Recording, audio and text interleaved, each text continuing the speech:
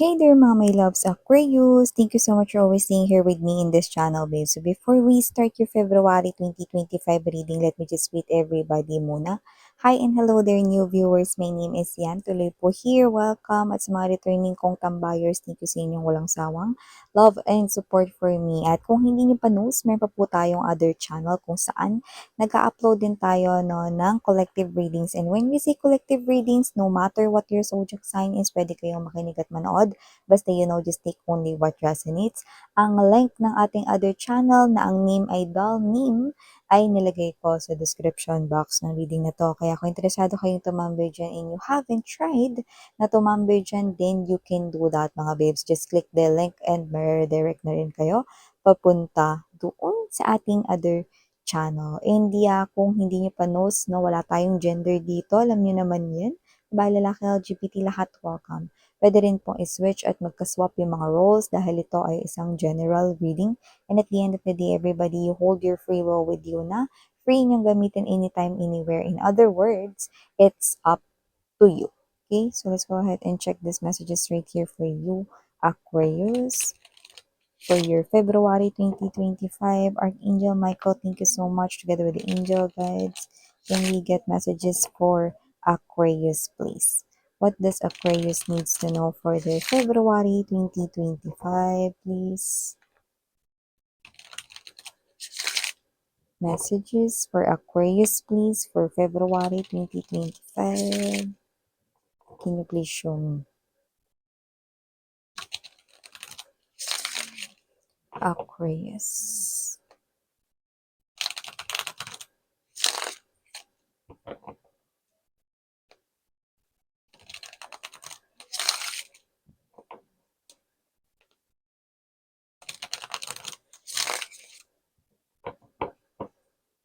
Okay, so let's go ahead and check this messages right here for you, Aquarius.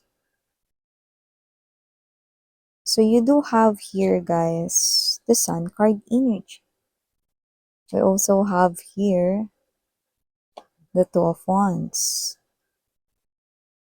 Knight of Swords, Ace of Cups, Chariot, Seven of Swords ay present din dito. Could be seeing a lot of number sevens. Angel number 77, Seven of Cups and dito din, together with the Six of Coins, bottom of the deck, Five of Cups, Ten of Wands, Justice. I mean, the Ace of Swords energy, but I've mentioned Justice energy. So, Aquarius na nakikita ko rito, no, mukhang bumabalanse na yung life mo dito and you're receiving here truth. And the truth has something to do with good karma going on, no? So, may paikot-ikot na hangin, no, ng good karma. So, receive or you expect to receive, I mean, blessings coming your way. So, yan nakikita ko dito, no? At yung blessing ay posibleng mag-start sa food, no, yung tinitake ng human being, no, para maging healthy. Food, water, ganyan, no. So yan. So I think meron kayo palaging pagkain sa inyong hapag and you also have that choice of food kung anong gusto ninyong kainin, ulam, no, and you will also provide, no, may kakayanan din kayo na mag-provide ng inyong mga vitamins, ganyan, no, food supplements, no, para maging mas healthy kayo, no. So, nakikita natin dito na yung pinaka-evident na lumalabas dito, no, is yung blessing of food, yan, no, blessing of water, no, so yung tinitake ng human beings, no, para mas gumanda, no, yung kanilang energy, para mas may strength, no, na ma-enjoy yung life, yan. So, ganda nun, no, kasi you always have food, no, sa inyong plate. Not everybody is merong pagkain sa hapag and not everybody is merong laya na pumili ng gusto nilang kainin, 'di ba? So this is you. You will receive here blessings of food and water. Yan, no? Kung saan hindi lang 3 times a day kayo makakain, no? Kundi pati recess and merienda. Yan, no? And nakikita ko rin dito, no? Sun card energy with the chariot, ha? Wow! So, nakikita ko dito na parang mas happy ka ngayon compared sa lahat ng mga taon na pinagdaanan mo. So, umpisa pa lang ng 2025 parang ramdam mo na ito na yung year mo. Well, tama ka ron kasi nakita tayo rito ng partnership sa iyong energy. Anong ibig mo sabihin dun, Miss Yan? Partnership sa energy mo, meaning to say, you are in alignment right here sa mga gusto mong gawin. So, yung mga favor mo, no, yung favorable sa inyo, guys, no, yun yung mangyayari dito. You are in tune with the universe right here related with your manifestations. Could be seeing a lot of number 7. Tinan mo, 777 yan, no? 777. Lapit ka para makita mo, ano? Angel number 77 is an indication that the universe wants you to know that your manifestation is coming your way. So kung ano man ito na it's coming your way right here, no, and this is big box, box, B-U-C-K-S, ibig sabihin pera, money yan mga babes, no? So, nakikita ko dito that you will receive some kind of news. It could be in the form of an email, pwede rin naman na phone call or text message, no, work-related or financial-related thing. So, umpisa na, hindi agad-agad as in biglaan 'no, na parang nanalo kayo rito ng jackpot sa loto 'no, kundi alam mo 'yun 'no, meron kayo rito mare-receive na tawag or whatever na 'yun yung great news kasi 'yun na yung start ng lahat. So, ibig sabihin kung kayo 'to na, running for promotion or running for regularization 'no, the news that you are about to receive is evidently mare-regularize ka, 'yan 'no. So, kung tapos na yung probationary, expect mo na agad dito na mare-regular ka. And this is Seven of Swords energy. Ito yung magdadala ng money sa life mo. So, kung ano man 'tong nakikita mo rito na binibigyan mo ng panahon, pinagbubuhusan mo ng panahon, nakikitaan mo ng liwanag 'no, para maitawid yung mga pangangailangan ninyo everyday, then ito yung ipagkakaloob sa'yo ni universe. Yan 'no. So, ang ganda rin mga babes 'no. And nakikita ko rin na mas nagiging confident ka 'no, habang lumilipas yung mga araw 'no. So, parang nadadagdagan dito yung confidence mo. At yung iba meron tayong mini message dito, mini.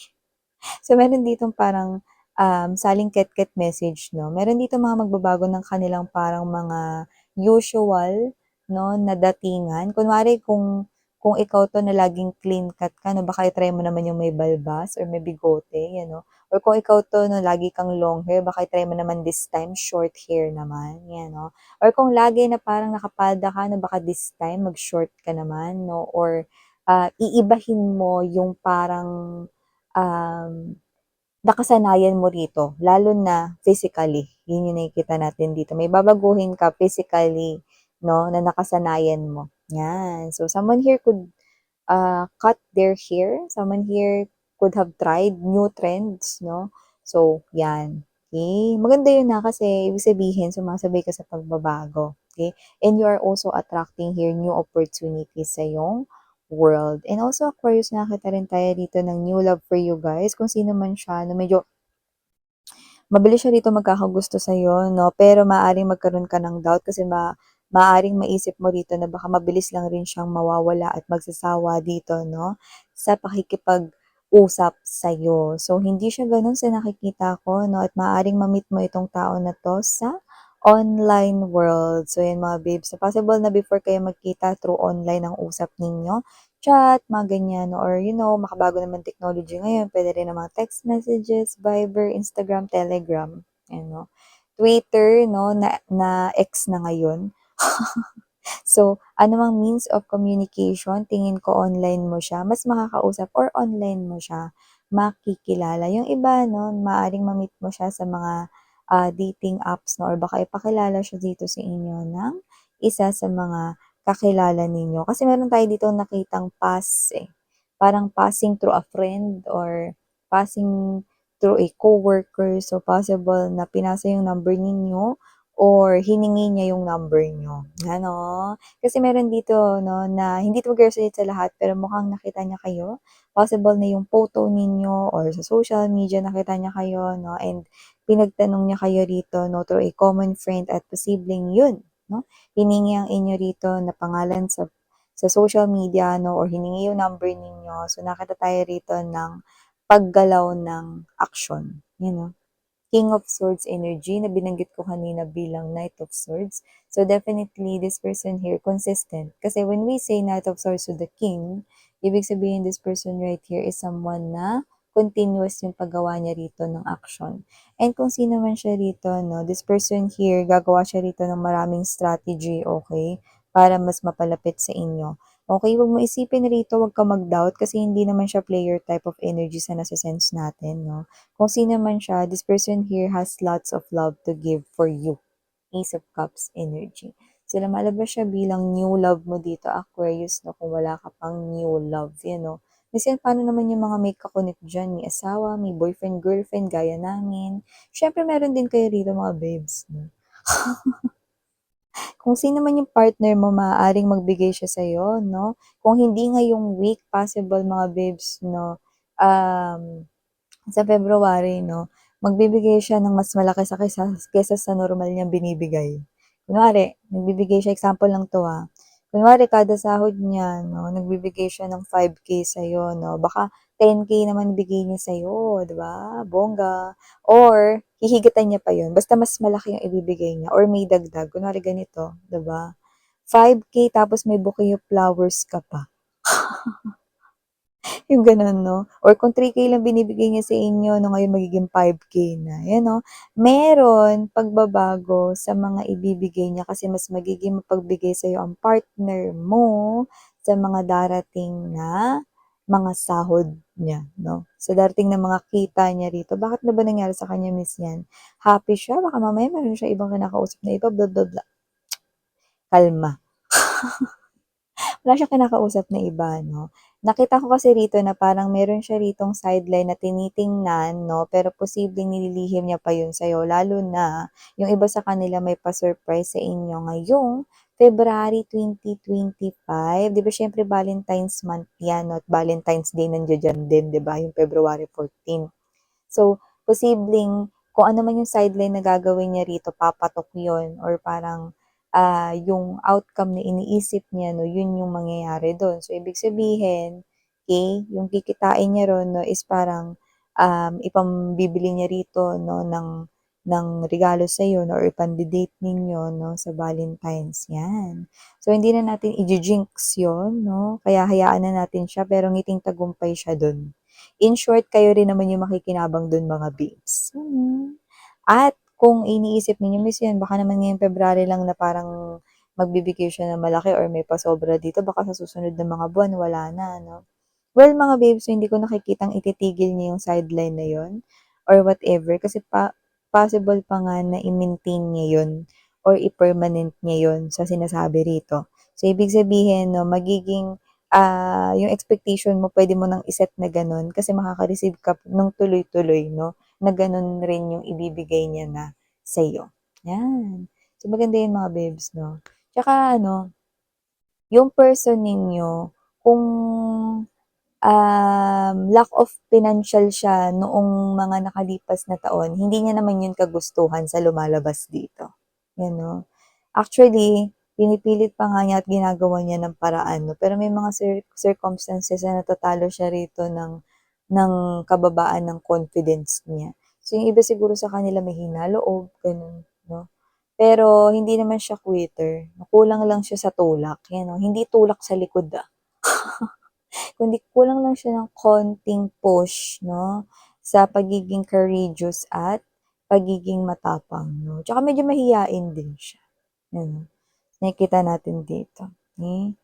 So, maliban diyan, Aquarius, nakita rin tayo dito ng energy na posibleng meron kang tulungan at abutan ng pera, 'yan 'no. Dito hindi ko naman nakikita 'no, na ito ay may kinalaman sa love life mo. Pero tingin ko itong aabutan mo ng pera, hindi naman siya nanghihingi ng pera sa'yo. Parang kusa mo siyang aabutan ng pera. So, it looks like it is you being generous or more generous right here even though the other person is not asking for you to give him or her money. Magkukusa ka dito, no? So, ang energy nito pwedeng super close kayo niyan, pwedeng family member, kamag-anak, or malapit na kaibigan mo, baka best friend, yan 'no. So, may gano'n. Kusang loob mong ibibigay yung pinansyal na tulong na yun. And, okay, dahil diyan mga babes, mas lalaki pa dito yung good karma mo at maaaring may mga dumating pa na mas maraming dagdag sa buwan ng Marso sa inyo. Aquarius, yan 'no. So, ipon galore lang dito 'no, kasi nakita ko dito na hindi mo naman iniisip yung good karma kasi yung babalik sa'kin blah, blah, blah, eh, 'no. Ang iniisip mo dito basta matulungan ko siya, okey na ako, 'yan. So, maliban diyan 'no, nakikita ko rin dito 'no, na posibleng meron dito na possible na malungkot, 'yan 'no. Hindi ko alam kung bakit second quarter natin nakukuha 'yun. Parang may energy rito na malulungkot pa lang, 'yun 'no. Kung sino man 'tong energy na 'to mga babes 'no, it's an outside energy, pero mas outside pa. Ano daw?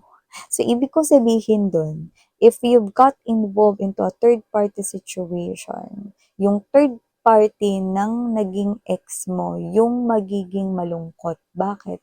One, if you fall sa scenario number one, possible na mag end na rin ang relationship nila no, ng inagaw mong ex-person, okay?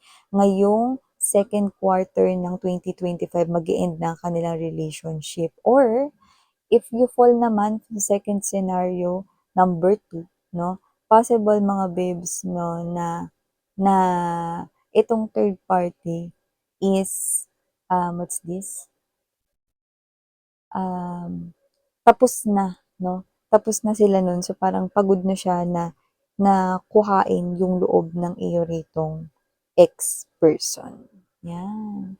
So, I'm talking about the third party's energy 'no. Malungkot sa second quarter ng 2025. So, iiwanan ko sa inyo 'tong mga mensahe na 'to, Aquarius. Thank you so much sa oras mo. Yeah, may pahabol ditong message na maaaring mamasyal ka, 'yan 'no.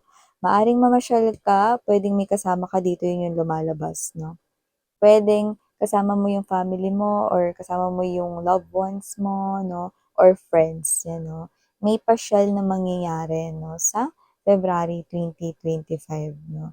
Yung pasyal na 'to, whole day 'to, hindi yung saglit lang na parang kain lang kayo ta's tapos na 'no. So, isa itong klase ng pinag-usapan talaga like, "Uy, punta tayo ng ano, amusement park," ganito, 'yan. Yung mga gano'n mga babes, so, ito yung mga energy dito na nakuha natin for you, Aquarius. Again, I'm Yuriana Onni. Sarang Hiyaw, Love in Light. Annyeong.